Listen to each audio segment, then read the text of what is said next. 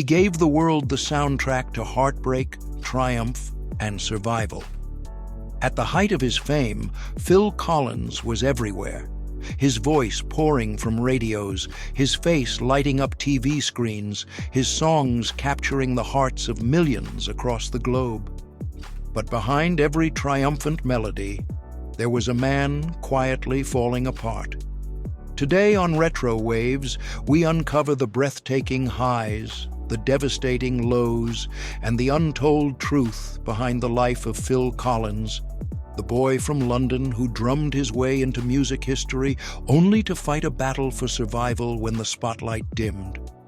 You know the songs, you know the voice, but do you know the accidents that created a sound the world had never heard before?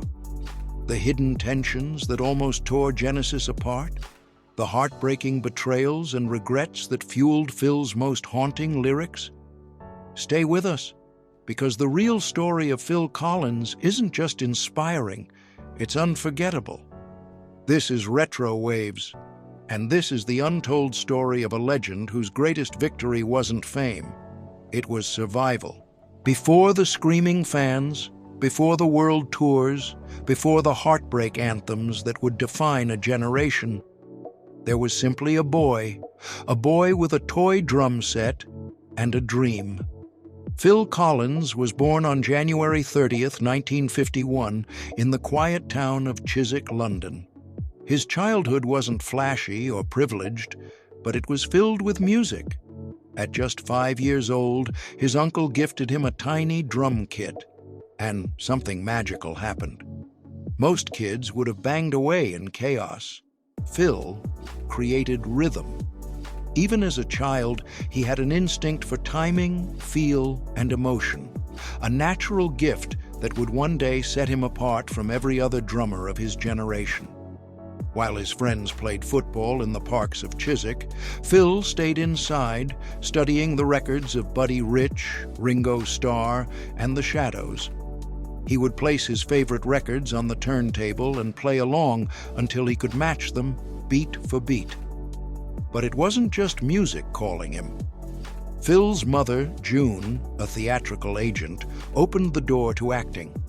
By the time he was a teenager, he was landing professional roles, including a major part in the West End production of Oliver. He even made small appearances in iconic moments of pop culture, like standing among the crowd in the Beatles' film A Hard Day's Night. A child of both music and performance, Phil was being pulled in two directions. At first, it seemed acting might win. But behind every monologue he delivered, behind every stage performance he nailed, his heart still beat in rhythm. Drums were his first language, his first love. It was a love that would soon change not just his own life, but the sound of music history. Because just as Phil was beginning to wonder if the world had a place for a boy who just wanted to drum, destiny was setting the stage, and Genesis was waiting. It was 1970. At just 19 years old, Phil Collins was already a professional-level drummer, hungry for the next opportunity that would truly challenge him. He spotted a small, almost hidden ad in Melody Maker magazine. Drummer sensitive to acoustic music wanted.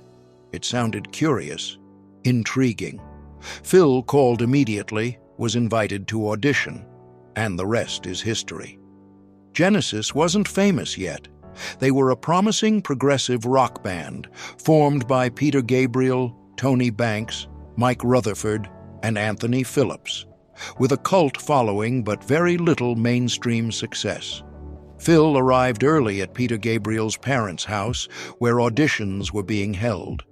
He spent his time relaxing by the pool, casually listening through the windows as other drummers tried and failed to match the band's complex time signatures. When his turn came, Phil sat behind the kit and immediately locked in. He wasn't just playing the drums. He was feeling the music, adapting instinctively to the band's intricate rhythms and melodies. Genesis knew instantly they had found their heartbeat. With Phil behind the drums, their sound transformed. His technical mastery, combined with an uncanny emotional feel, brought new life into Genesis' sprawling compositions. Songs that had once meandered now pulsed with energy. Complex arrangements suddenly had soul. And it wasn't just the drums. Phil's backing vocals added new warmth to Peter Gabriel's theatrical storytelling, creating lush harmonies that would become a signature part of the Genesis sound. He was more than a drummer. He was the catalyst Genesis didn't even know they needed. But the band was evolving, and with evolution came tension. Through the early 70s, Genesis pushed the boundaries of progressive rock. Each album became more ambitious: nursery crime, foxtrot, selling England by the pound. Peter Gabriel's theatrical stage presence, costumes, masks, elaborate storytelling, turned Genesis concerts into something almost operatic. Meanwhile, Phil stayed behind the kit, holding everything together. But behind the scenes, fault lines began to form.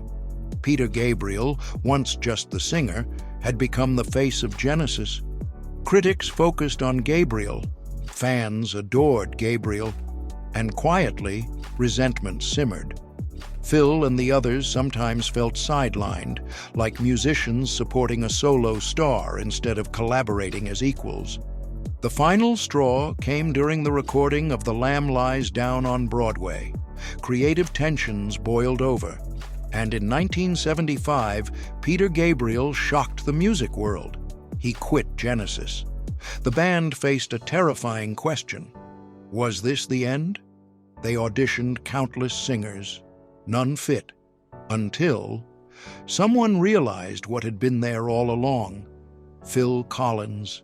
His soulful, emotive voice, the same voice that had enriched their backing harmonies, could carry the band forward. Phil resisted at first. He wasn't sure he wanted to leave the drums. He didn't know if he could stand in the spotlight. But when he finally stepped up to the microphone, Genesis found new life. Their sound evolved again, this time more emotional, more melodic, more accessible. A trick of the tail and wind and wuthering marked the dawn of the new Genesis. They didn't just survive without Peter Gabriel, they thrived. And at the center of it all was Phil Collins. Sometimes history is made by accident. While working on Peter Gabriel's solo album in the late 70s, an unusual technical mistake happened. The studio engineers accidentally left the talkback microphone, meant for communication, not recording, active during drum takes. This microphone, combined with a noise gate effect, produced a sound no one had ever heard before: a sharp, compressed, echoing drum hit. It was electrifying. Phil and producer Hugh Padgham realized they had stumbled onto something revolutionary. This gated reverb drum sound would later define an entire era of music, and nowhere was it used more powerfully than in the Air Tonight. But even the iconic drum fill, that explosive moment every fan knows, wasn't planned. Phil had been playing around during a loose session, letting the beat build and build until, bam! He crashed through with that unforgettable fill. What started as an accident became legend, and the world would never hear drums the same way again. Phil's solo journey wasn't about ambition, it was about heartbreak. In the late 70s, his marriage to Andrea Bertarelli collapsed. The pain was unbearable. Locked away in his home studio, he didn't write for fame. He wrote to survive. The result was face value.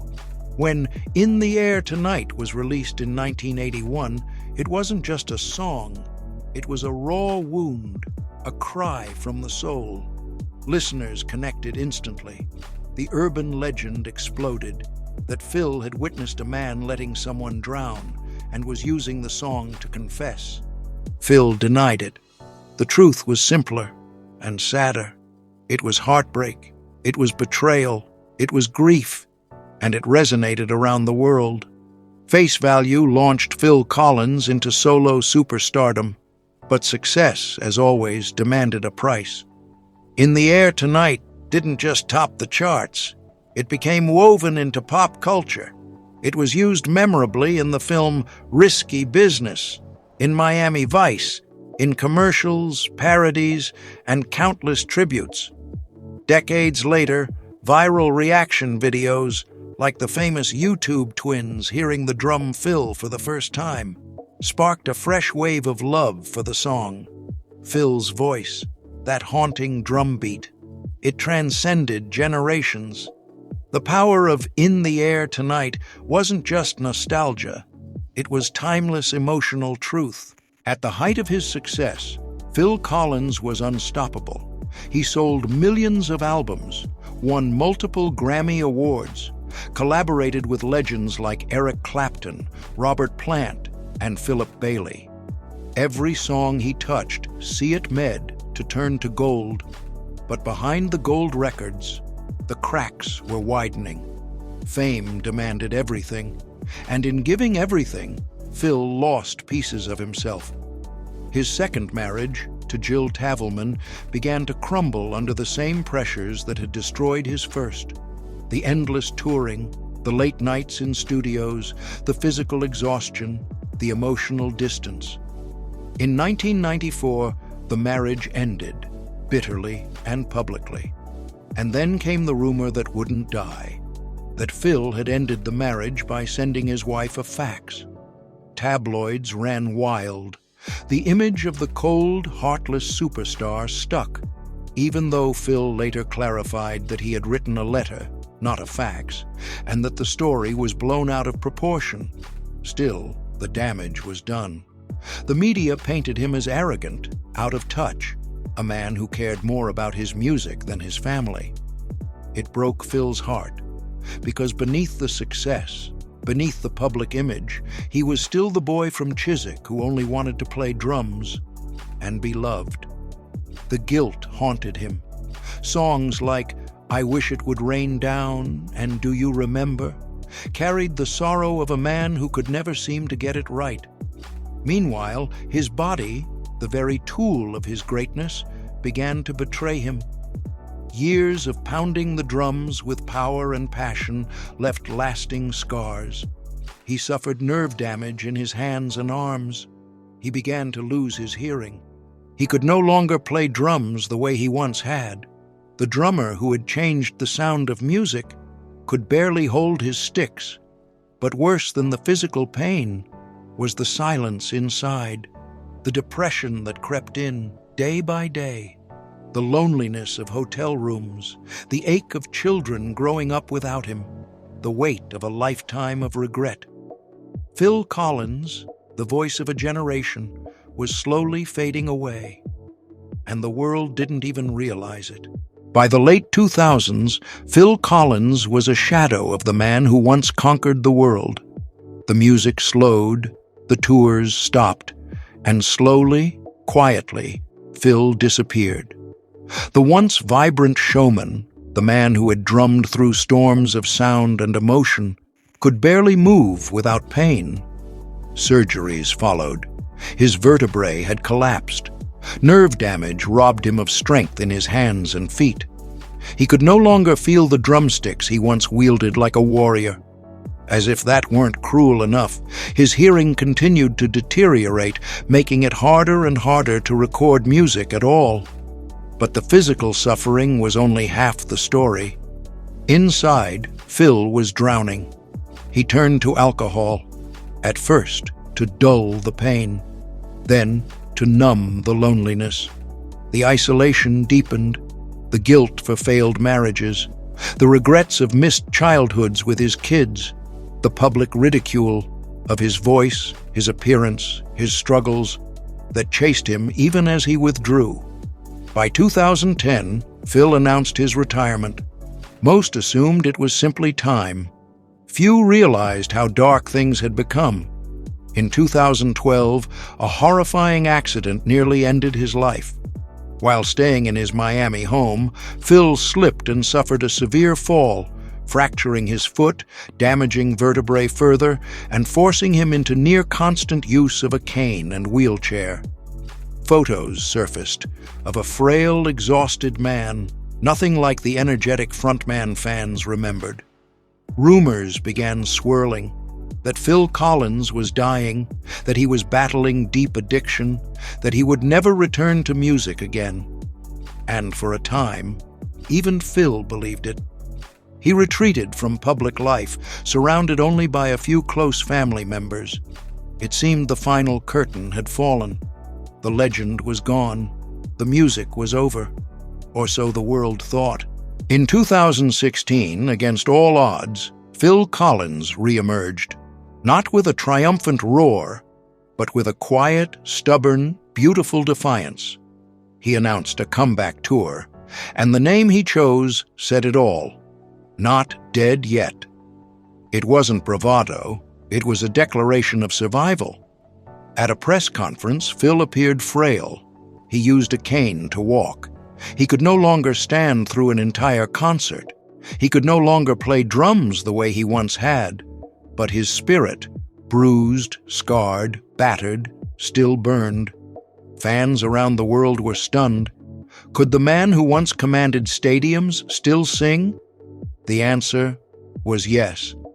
Though time had roughened his voice, it gave it new gravity, new depth, new heartbreak. Every lyric he sang now carried not just the meaning of the words, but the weight of a lifetime. Gone was the slick pop star of the 80s. In his place stood a survivor, and he wasn't alone. Taking his place behind the drums was his teenage son, Nic Collins. Nic, with extraordinary talent and emotional connection, carried the heartbeat of his father's songs. Their bond was visible, tangible, a bridge between past and future. The Not Dead Yet tour wasn't perfect. Phil sat for most of the show. At times he struggled to reach high notes, but no one cared. Audiences wept openly as Phil sang Against All Odds, Follow You, Follow Me, and In the Air Tonight. Every song was a victory. Every note was a miracle. And when the iconic drum fill finally thundered during In the Air Tonight, played now by Nic, it wasn't just music, it was redemption. It was a father's legacy carried on through his son. It was proof that while time can take your body, it cannot steal your soul.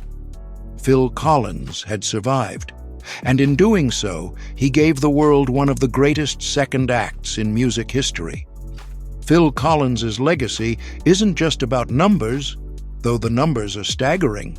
Over 150 million albums sold, multiple Grammy Awards, an Oscar, Golden Globes, inductions into the Songwriters Hall of Fame and the Rock and Roll Hall of Fame, both as a solo artist and with Genesis. But the true weight of his legacy cannot be measured in awards. It lives in something far deeper. It lives in the way his songs captured what it means to be human. It lives in the aching emptiness of Against All Odds, the soundtrack of every heart that's ever broken. It lives in the quiet defiance of Take Me Home, a whisper of longing that resonates across decades. It lives in the haunting, unforgettable thunder of In the Air Tonight, a song born from personal devastation that became an anthem of survival. Phil gave us more than music. He gave us himself, the highs, the lows, the triumphs, the failures. He never hid the darkness. He never pretended to be perfect. He let the world see him stumble. He let the world watch him fall. And then, incredibly, he let the world see him rise again. In doing so, Phil Collins became something rarer than a pop icon. He became a mirror, reflecting our own heartbreaks, our own battles, our own survival. He showed us that brokenness is not the end, that you can lose everything, health, fame, even your own sense of self, and still find your way back to the light. Phil Collins taught us that true greatness isn't about being untouchable, it's about being unbreakable. And because of that, Phil Collins will never truly be gone. His voice, his songs, his story, they live on, In every stadium echo, in every rainy drive home, in every heartbreak that needs a song to survive, Phil Collins, not just a musician, a survivor, a legend, a voice that will never fade. If you've ever found comfort in his songs, if you've ever found strength in his survival, if you've ever felt less alone because of the voice that told you it was okay to break sometimes, then Phil Collins is still with you. Every time the thunder of "In the Air Tonight" fills a dark room, every time "Against All Odds" captures the words you couldn't say, every time you find the courage to keep going when everything hurts, that's Phil. That's the legacy he built. Not just in gold records, not just in awards, but in you. This is RetroWaves. Subscribe for more hidden chapters behind the legends we will never forget. And remember, sometimes the greatest victories aren't the ones we win on stage, they're the ones we fight for in silence. Thank you, Phil Collins. You survived, and because of you, we know we can too.